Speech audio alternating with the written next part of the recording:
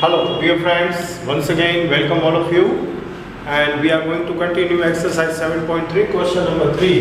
Here, find the smallest number by which each of the following numbers must be divided to obtain the perfect cube. यहाँ पर जो number दिए हैं वो भी परफेक्ट क्यूब नहीं है और हमें प्राइम फैक्टर मेथड्स का यूज़ करते हुए इसे फैक्टराइजेशन करते हुए हमें फिर बाद में इसकी ट्रिपल्स बनानी है और ट्रिपल्स बनाकर हमें फाइंड आउट करना है ऐसा कौन सा नंबर है जिस नंबर से स्मॉलेस्ट नंबर से इसे डिवाइड करने के बाद जो गिवन नंबर है इसे वापस परफेक्ट क्यूब बनाया जा सके. Okay, so first of all 81 divided by 3 and get 27 divided by 3 and get 9 divided by 3 and get 3, and 3 divided by 3 we get 1. Therefore 81 is equal to 3 multiply by 3 multiply by 3 and multiply by 3. Finally we get 3 cube multiply by 3.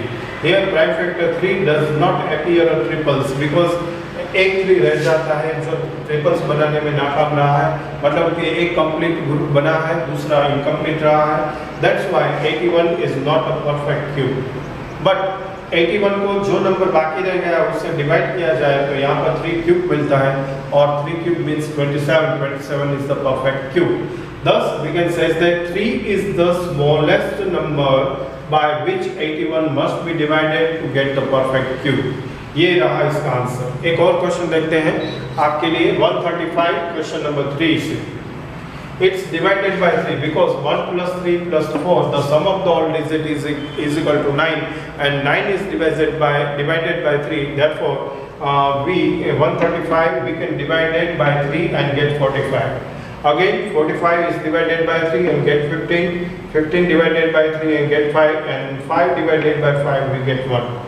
So factor of 135 is equal to 3 multiply by 3 multiply by 3 multiply by 5. Here 3 makes the triples but 5 is not complete the triples. That's why here prime factor 5 does not appear a triples. Therefore 135 is not a perfect cube. But जो triples बनाने में fail हुआ है उस 5 से अगर जो number को डिवाइड किया जाए 135 divided by 5 and then we get 3 cube means 27 is the perfect cube. Thus we conclude that 5 is the smallest number by which 135 must be divided to get the perfect cube. तो इस तरह से 5 smallest number है जिस number से divide करने से हमें परफेक्ट क्यूब मिल सकता है. One more example, 192 question number 4 from main question number 3 exercise 7.1. 192 divided by 2 because 192 is divisible by 2 and we get 96. Sequentially 96 divided by 2 we get 48 divided by 2 we get 24, divided by 2 we get 12 divided by 2 we get 6 divided by 2 we get 3, and finally 3 divided by 3 we get 1. So factors of 192 is equal to 2 multiply by 2 multiply by 2 multiply by 2 multiply by 2 multiply by 2 multiply by 3. So here triples of 2 completed, 2 raised to power 3 multiply again second triples be completed 2 raised to power 3, but 3 does not complete its triples. Therefore here prime factor 3 is the left over the after making triplets of 2. That's why 192 is not a perfect cube.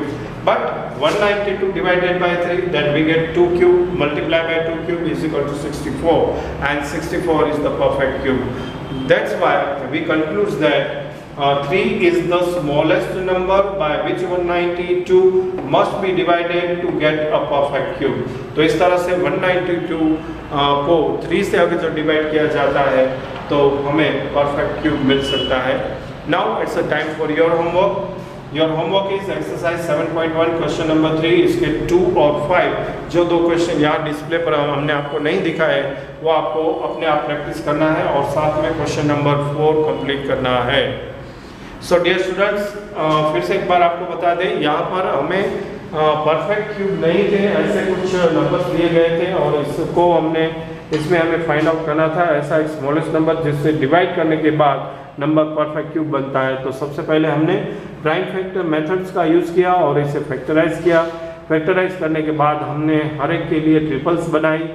जो number जिस triples को complete करने में कामयाब नहीं हुआ है, success नहीं हुआ है, उसे लेकर हमने सबसे पहले कंक्लूजन दिया कि number is not a perfect cube. For example question number 1 में 81 के फैक्टर्स मिले थे हमें 3 मल्टीप्लाई 3 एंड मल्टीप्लाई 3। यहाँ पर एक ट्रिपल्स कंप्लीट हुआ 3 का, लेकिन दूसरा इनकम्प्लीट रह गया है, जिससे चलते हुए हमने कंक्लूजन दिया कि prime factor 3 does not appear triples and that's why 81 is not a perfect cube. एक 3 एक्स्ट्रा रह गया था, ट्रिपल्स के बाद एक रिमेनिंग रह गया था, इसलिए 81 को हमने 3 से डिवाइड किया, जिससे हमें 3 क्यूब मिला और 3 क्यूब है वो 27 इसका आंसर बनता है, जो एक परफेक्ट क्यूब है। That's why we can say that 3 is the smallest number by which 81 must be divided to get the perfect cube। ठीक है, इसी तरह से क्वेश्चन नंबर 3 और 4 आपके सामने यहाँ पर हमने रिप्रेजेंट किए हैं। आपको इसी पैटर्न पर चलते हुए क्वेश्चन नंबर 3 के सेकंड और फिफ्थ को कंप्लीट करना है, प्रैक्टिस करना है, साथ में क्वेश्चन नंबर 4 भी करना है।